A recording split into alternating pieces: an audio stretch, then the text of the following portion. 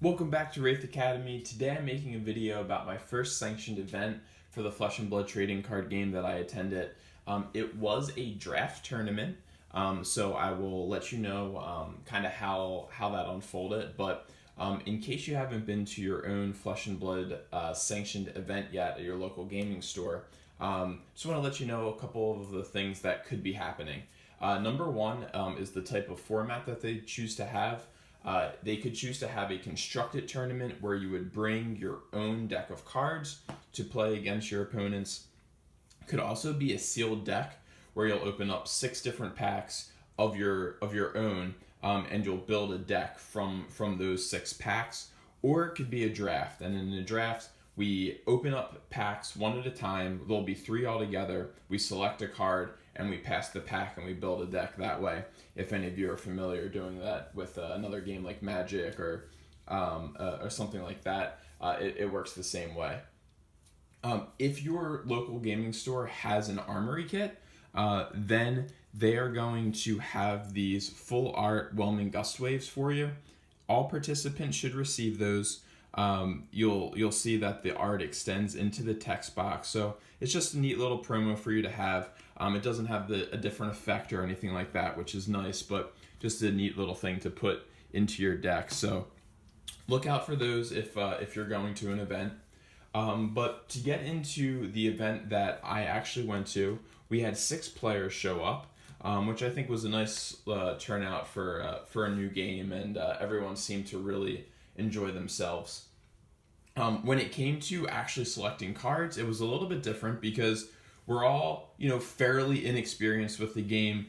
Certainly, we've read the cards and tried to learn as much as possible, but it's very, very different than other games that you might have played. So, when it comes to making a choice, selecting a card from a booster pack, it was pretty hard. But I think we really started to get a hang of it, probably by pack 2. At least I knew I had like a kind of put together the type of strategy that I was going to go for. So you'll see that I have Bravo and Anathos here, which is his weapon. That is who I ended up playing.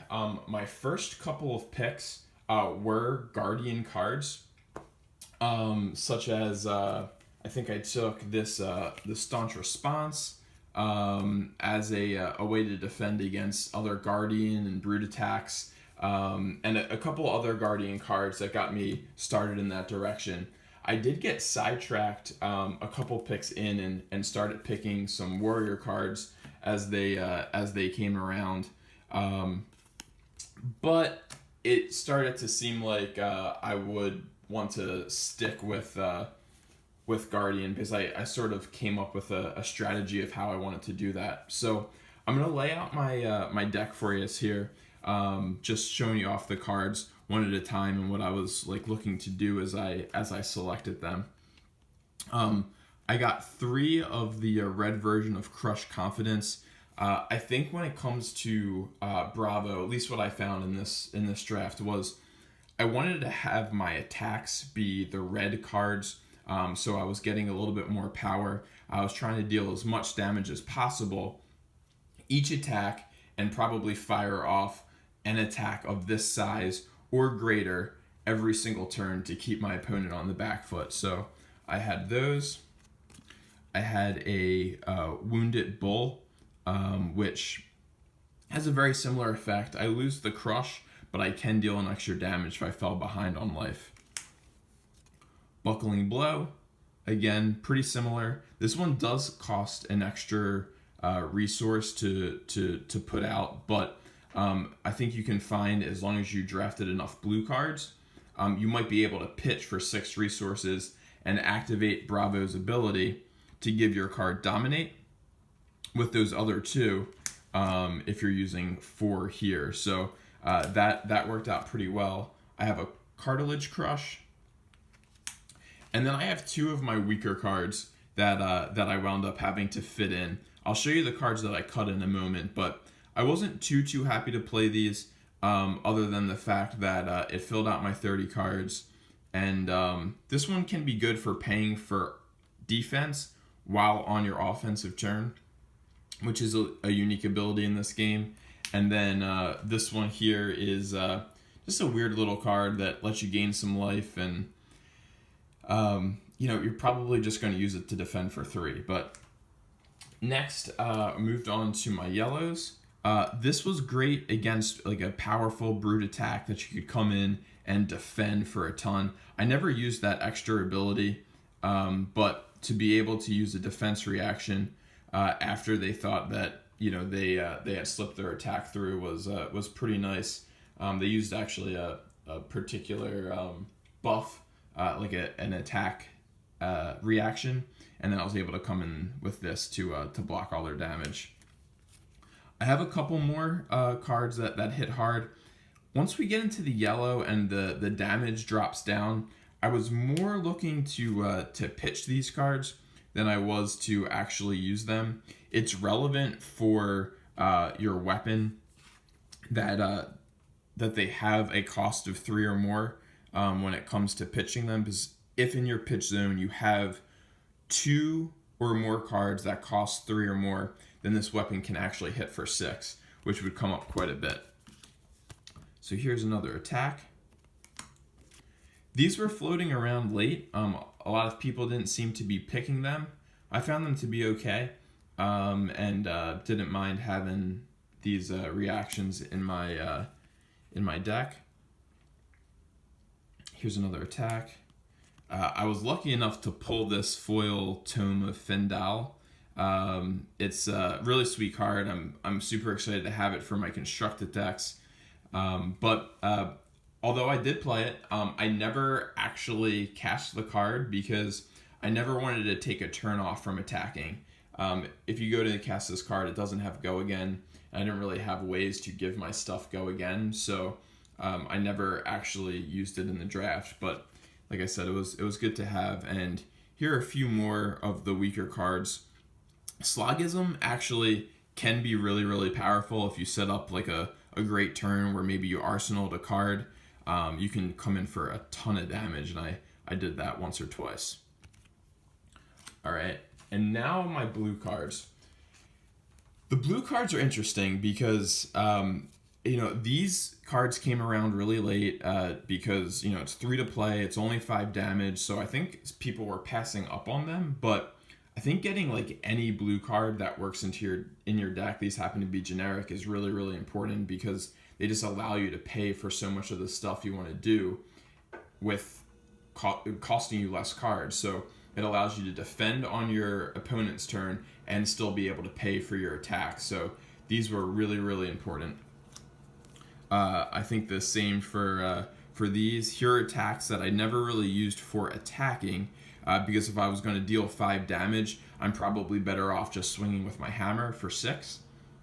But pitching them was really important. I ended up with 12 of the blue cards. Playing a 30-card deck meant I pretty much always had one of these in my hand, possibly 2, especially as the games drug on. These would be like what's in my deck because this is what I was pitching. Disable, is a 5 to play card. Maybe it's one of the exceptions where like if you have disable, you'll still use it as an attack at some point if you're able to pay the 5.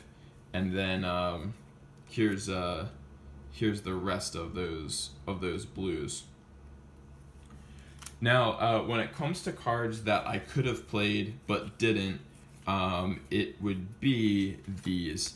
I did play one of these in my deck, but as I said, it's one of the weaker cards.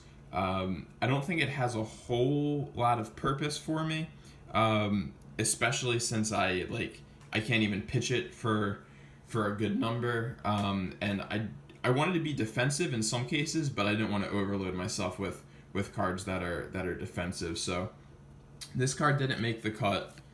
Here's another one that does an interesting thing where I can play it, put it down, and get +3 on an attack. So it could set up for a really big attack, which isn't bad, but I just didn't like. I like my cards to have a little more versatility. I wanted something that had that was blue. And lastly, I cut these. I think this is probably about the worst cards you could have for Guardian. I could see it being okay in like a ninja deck, but 4 attack, which your weapon can do, and no go again, and only pitching for one. These cards were real bad, and I think they're probably like my last picks in a couple of the packs, so those didn't make the cut. And actually, I'll get to my equipment here. The Iron Rot Helm didn't make the cut, even though I had drafted that in the first or second pack because I wanted to make sure I had some equipment. By the way, I don't know if other drafts will go this way, but the equipment kind of stayed around. They floated. They were one of the final picks pretty often. So if you go to a draft and the players you're playing against are drafting similar to the ones I played against, you might not have to pick equipments too early. I ended up with the Guardian's Helm, which was awesome to have, though I must admit I never wound up using this action over the course of the game, similar to the reason why I didn't use the Tome of Findal. I never wanted to take a turn off where I just like sacrificed my ability to attack because I was fortunate enough to keep my opponents on the back foot, but I certainly used its battle worn ability and blocked and had that sitting there just in case there was a turn where it became necessary. And then I had 2 of the Iron Rod pieces just to be able to soak up some damage early on in a game, which is when I've been using my equipment is pretty early on, just to mitigate some damage and, like I said, get a good start, like a jump start on my opponent where I have them on the back foot. So to recap what happened in the draft, we wound up with 2 players drafting Bravo, the Guardian. We had 2 players in Brute. We had 1 player in Ninja, and we had 1 player in Warrior. The Bravo players, myself and the other player, did very well. I actually went 3-0, so I won the draft, which was pretty exciting. And the other Bravo player went 2-1. So Bravo had a really strong showing, even though there were 2 drafters of it at the table. So take that for what you may. It might mean that Bravo's strong and limited. It could also just mean that there was a lot of good Bravo cards going around, or people just have to get used to fighting against Bravo. Brute had the worst performance. The Brute players went a combined 1-5. I think the Brute decks can be pretty hard to build. A lot of their cards that make you discard forces you to have like a card to pitch, the attack, plus a card in your hand to discard. So I think it was a little bit hard to set up. The Ninja player went 1-2. It seemed like they had a nice deck, but it's really hard to get the combos because you're working with such a small pool of cards. You kind of have to get lucky to get your combos, and you probably just need to focus on other just solid go-again attacks where you're just chipping away at your opponent. And lastly, the Warrior went 2-1. I played the Warrior deck, and I was their only loss, but it was a really, really tight game, and they had done a great job with it, and I could see that definitely going either way. So the final item that you can receive if you go to one of your local events is a cold foil version of a weapon. It happens to be Anathos this month. So I was lucky enough to get a cold foil of the Guardian weapon. So you can certainly have an opportunity to win that at one of your events. And I also think that at the end of the month, like whatever player performed the best, or however your store decides to give it out, will also get a playmat. So thank you very much for checking out this video. If you have any questions, let me know in the comments, and I would be glad to answer them. I just want to leave you guys with a quick video of our tournament. I took this after I finished playing my round, just so you guys would be able to see our cards laid out and us having some good times playing some games. Have a great day. Bye.